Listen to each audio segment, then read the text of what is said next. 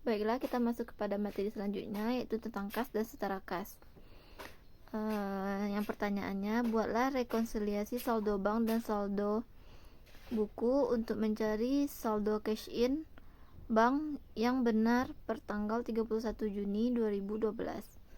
Yang pertama itu rekonsiliasi bank, di mana saldo menurut banknya sebesar Rp100.210.000 dan tambahannya di kredit sebesar 16 juta, yaitu bank error, dan setor tunai sebesar Rp41.814.000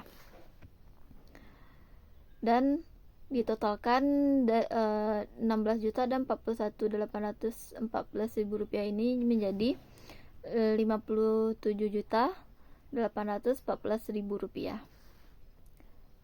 Dan di pengurangannya yaitu pembayaran dengan cek sebesar 16 juta dan bank error sebesar 5.400.000, ditotalkan menjadi Rp21.400.000. Jadi Rp100.210.000 ditambah Rp57.814.000 dan dikurang dengan Rp21.400.000 menjadi Rp136.624.000, yaitu saldo yang benarnya, saldo yang di bank.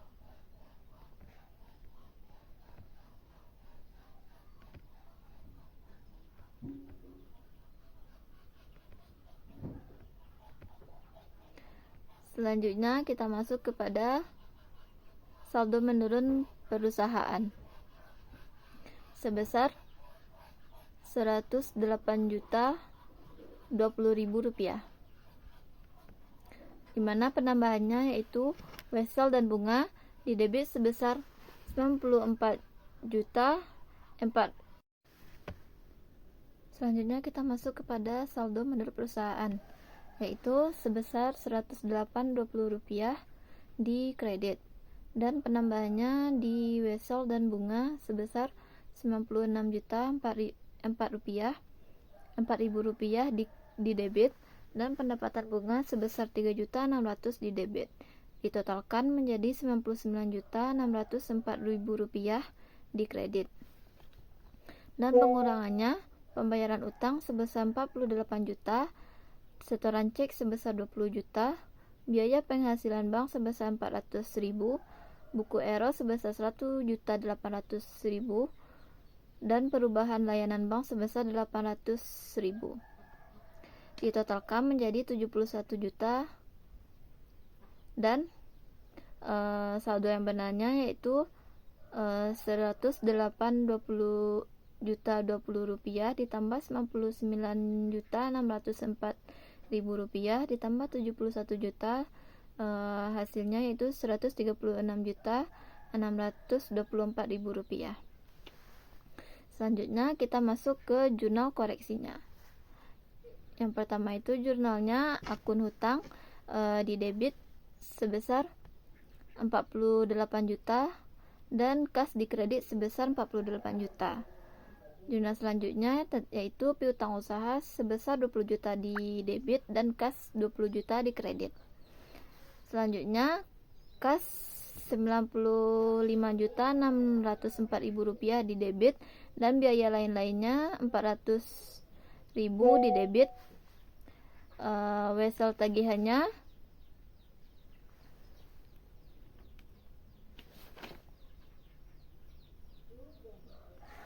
tagihannya 95 juta di kredit, dan pendapatan bunga sebesar Rp104.004.000 di kredit.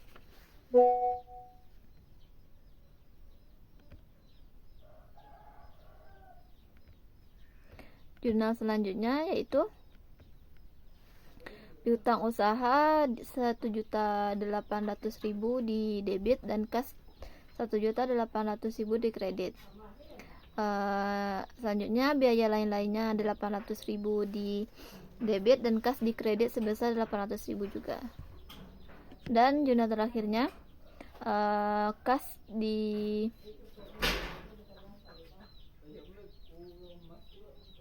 kas di debit sebesar 3.600.000 dan pendapatan jasa di kredit sebesar 3.600.000 dan ditotalkan menjadi Rp170.204.000.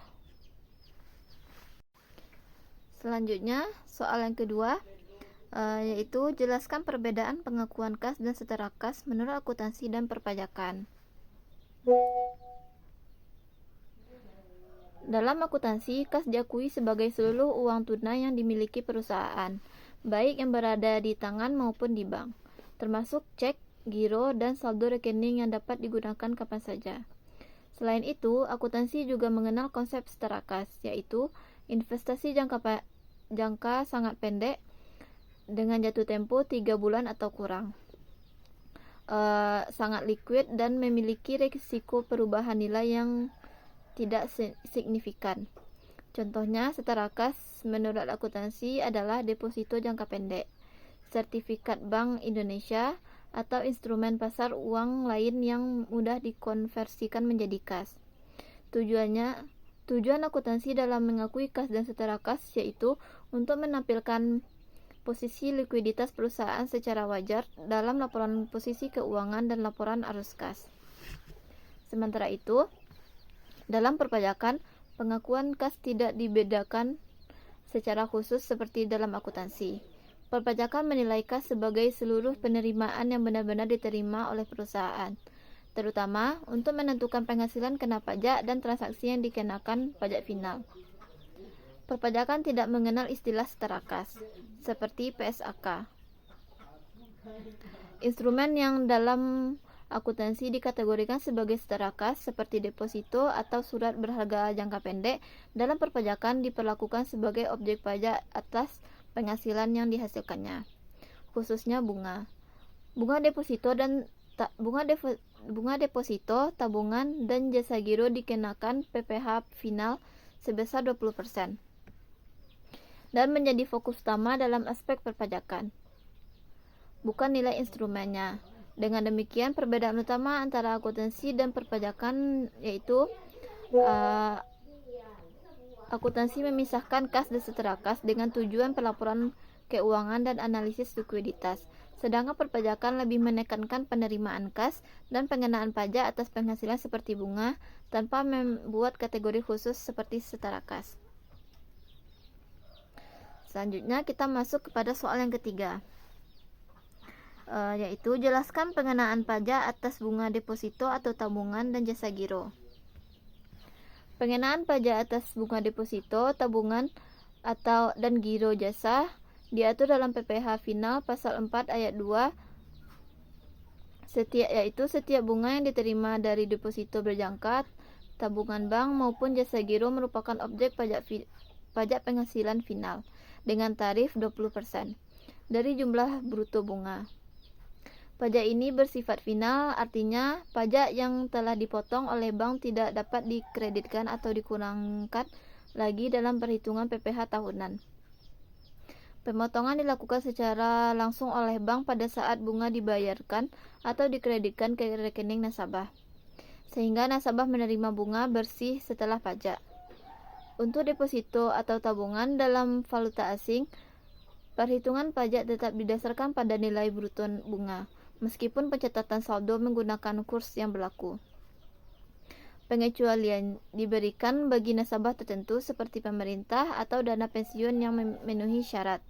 Namun secara umum bagi wajib pajak, orang pribadi dan badan, setiap penerimaan bunga dari deposito, tabungan, dan giro akan otomatis dikenakan PPh final 20 melalui pemotongan oleh bank.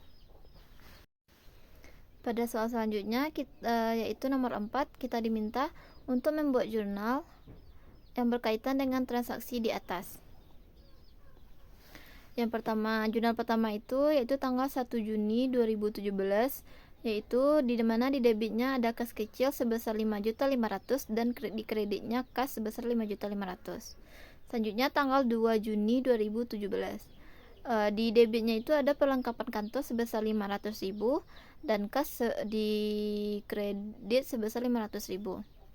Selanjutnya itu tanggal 7 Juni di mana pembelian materai di debit 250.000 dan kas di kredit 250.000.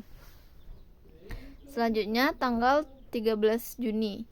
Di debitnya itu ada biaya ekspedisi sebesar 500.000 dan di kreditnya ada kas sebesar 500.000. Selanjutnya tanggal 15 Juni 2017, di debitnya itu ada biaya upah karyawan sebesar 2 juta dan di kreditnya ada kas sebesar 2 juta.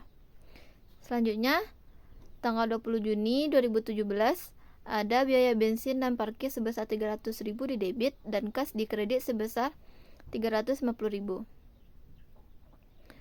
Selanjutnya tanggal 25 Juni di debitnya ada kas kecil sebesar 500.000 dan di kreditnya ada kas sebesar 500.000.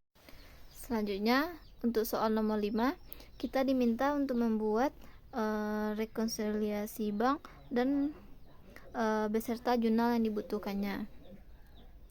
Yang pertama itu kita masuk kepada laporan rekonsiliasi bank, yaitu ada saldo menurun di bank sebesar 30.750.000 rupiah di kredit dan penambahannya ada setoran dalam perjalanan sebesar 4.875.000 rupiah di debit dan kesalahan bank sebesar 2.500.000 di debit. Ditotalkan menjadi 7.375.000 di kredit. Jumlahnya 32.750.000 ditambah jumlahnya itu 30.750.000 ditambah dengan 7.375.000 sama dengan 40.125.000. Dan pengurangannya itu ada kesalahan bank sebesar 7.500.000 dan cek beredar sebesar 12.625.000. Ditotalkan menjadi 20.125.000. Jadi 40.125.000 dikurang dengan 20.125.000, jadi jumlahnya sebesar 20 juta. Selanjutnya itu ada saldo menurut perusahaan sebesar 10.700.000 rupiah. Di penambahnya itu ada pendapatan bunga bank sebesar 762.500 dan pendapatan bunga wesel bayar sebesar 250.000, pelunasan wesel bayar sebesar 15 juta. Jadi ditotalkan menjadi 45.987.500. Jadi dikurangkan dengan 10.700 menjadi 26.687.500.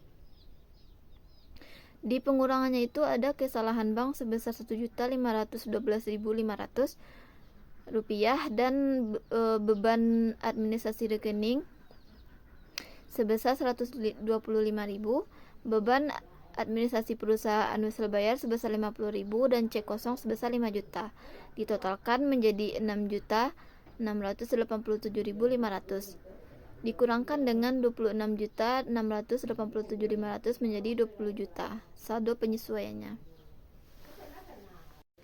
Selanjutnya itu ada jurnalnya, yaitu tanggal 31 Maret di mana di debitnya itu ada kas sebesar 762.500 dan di kreditnya itu ada bunga pendapatan sebesar 762.500.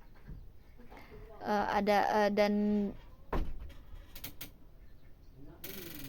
di kredit di debitnya itu juga ada kas sebesar 225.000 dan pendapatan bunga sebesar 225.000.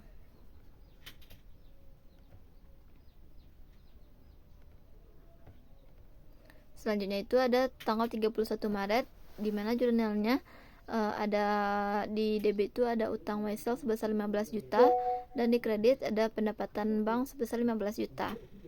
Selanjutnya kesalahan pencatatan bank di debit sebesar 1.512.500 rupiah dan di kasnya di kredit sebesar 1.512.500 rupiah. Selanjutnya itu ada biaya administrasi bank sebesar 125.000 di debit dan kas di kredit sebesar 125.000 dan ada administrasi bank juga sebesar 50.000 di debit dan kas di kredit sebesar 50.000 juga.